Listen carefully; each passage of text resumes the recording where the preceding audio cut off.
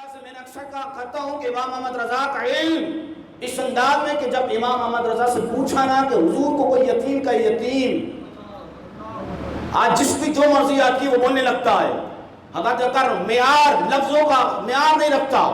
کہ کس انداز میں حضور کی شان کو بیان کرنا ہے۔ اسی طریقے کسی نے کہہ دیا حضور کو یتیم ہے،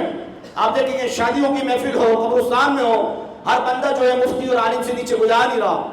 اور حضور کے بارے میں جو بات کرتے ہیں حضور تو یتیم تھے۔ حالانکہ اگر یہی سوال امام محمد رضا سے پوچھا نا کہ لوگ یتیم کہتے ہیں، تو حضرت امام اہل سنت نے کتنے خوبصورت انداز میں حضور کے صفاتی القابات سے حضور کو یاد فرمایا۔ حضور اقدس قاسم النعم مالک الارض رقاب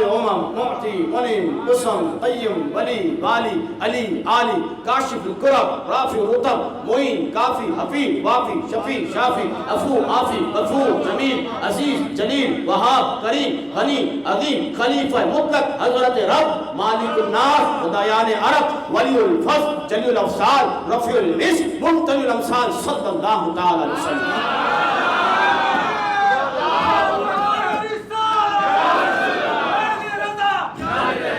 حضرت وقار یہ امام احمد رضا،